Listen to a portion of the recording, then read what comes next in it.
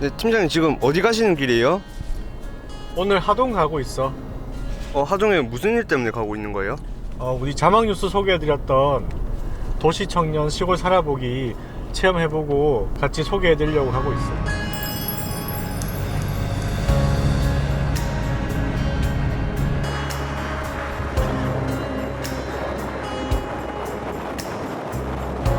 가는 길에 섬진강이 예뻐서 잠시 들렀습니다. 안녕하세요 구독자 여러분, 김PD입니다. 오늘은 하동군에 왔습니다. 가기 전에 섬진강이 예뻐서 잠깐 들렀는데요.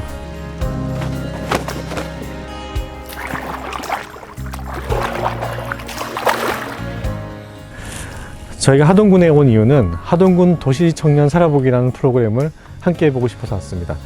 이미 저희 자막뉴스를 통해서 소개를 해드렸는데요. 오늘 체험 프로그램은 기존에 정착을 먼저 해있던 선배님의 이야기를 듣고 질문하는 그런 과정이 있겠습니다. 그럼 같이 한번 가보시죠.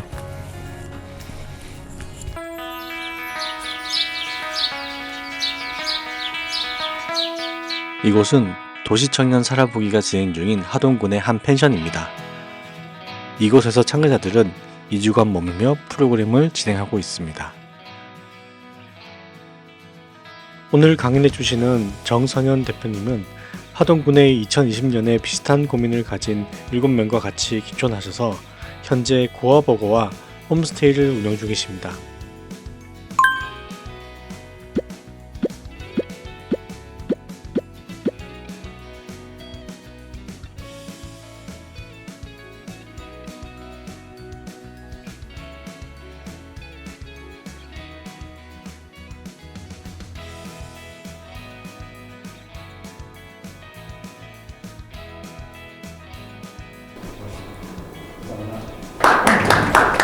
제일 먼저 돼야 될 게 이게 지역에 대한 팬심이 있어야 된다니까. 일단은 웰컴 투 하동입니다. 네.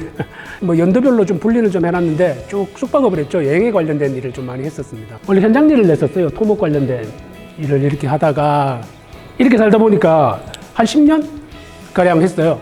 토목 안전 관리자로 일을 하다가 놀면서 돈 벌고 싶어가지고 그만뒀어요. 그래서 그 퇴직금 받은 걸로 놀면서 일해보려고 게스트하우스 차린 거예요. 여러분들이죠, 청년? 한글로는 이렇게 쓰고요. 한문으로는 이렇게 쓰더라고요. 그러니까 푸를 청자의 해년자. 살아감에 있어서 가장 푸르른 해라고 쓰시더라고요. 그래서 지자체마다 청년을 지칭하는 수 있는 나이대가 다 좀 달라요.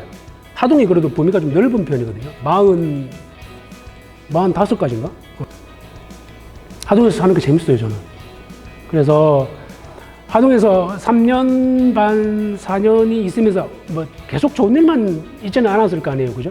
하고자 하는 일들이 좀 부딪힌 것도 좀 솔직히 있었고, 하동을 이제 나가야 되겠구나 하는 생각도 솔직히 든 적도 좀 있었고, 이것들이 지역의 완력이구나 하는 것도 느꼈고, 귀촌이나 귀농을 해서 한 다음에 다시 자기가 있던 지역으로 돌아가는 연차가 3년 차에서 4년 차가 제일 많이 돌아가거든요.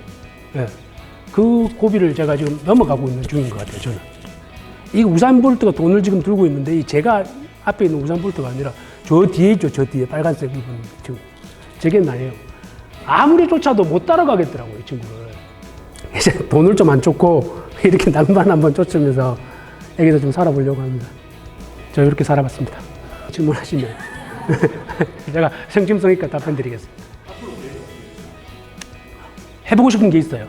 해보고 싶은 게 좀 있어서 지역 관광에 대해서 기획하고 사업들을 같이 해보고 싶거든요. 그래서 한국관광공사에서 뽑는 PD도 있고 해서 그런 것들을 좀 도전을 해서 하동의 관광을 좀 더 좀 재미나게 지역에 들어와 있는 친구들과 같이 좀 재미나게 뭔가를 좀 만들어 보면서 살고 싶어요.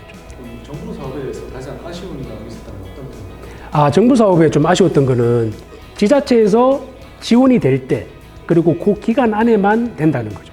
그 다음에 지자체에서 돈이 끊어지고 그 기간이 끝나고 나면 이게 지속성 있게 가지 않아요. 그게 너무 아쉽죠. 저는 부산에 살다가 하동으로 귀촌한 지 올해로 4년 차 됐고요. 하동에서 관광 관련된 기획하고 관광상품 만들고 있는 정선영이라고 합니다. 네, 감사합니다. 그럼 하동 사시면서 제일 힘드셨던 점 어떤 게 있을까요?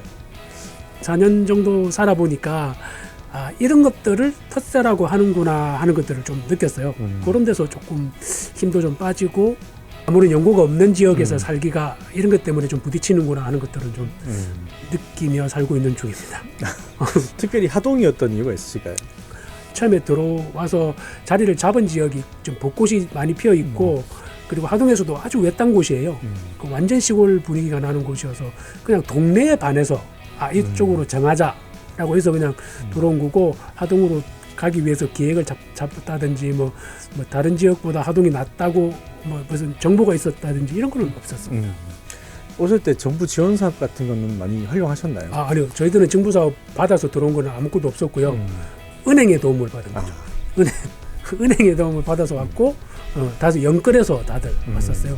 정부 사업을 조금 했던 친구들이 있어서 정부 지자체에서 도움을 조금 받을 수도 있을 것 같다는 얘기도 있었는데, 그 돈을 받고 들어오면 이래라 저래라 하는 것들이 조금 생길 것 같은 느낌이 있어서 일단 저희들은 처음에 들어올 때는 아무것도 안 받고 들어왔습니다. 저희 구독자분들도 가장 염려하시는 게 지역의 완령, 마을 발전기금 그런 것들이 있는데요. 네네.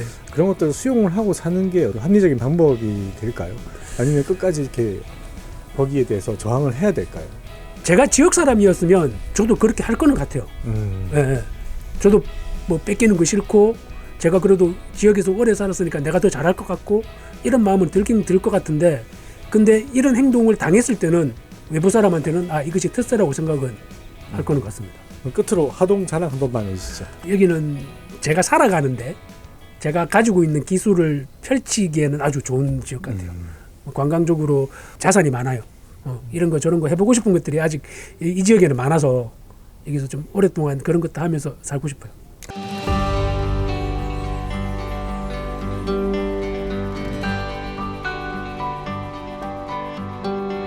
오늘 강연 잘 보셨습니까?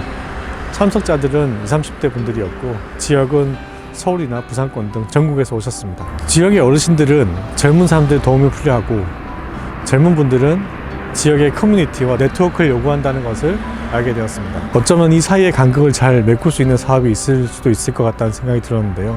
강연자분은 마지막 인터뷰에서 지역 텃세는 여전히 존재하지만 하동군에서는 관광 사업이 발달돼 있어서 관련 사업으로 자영업을 한다면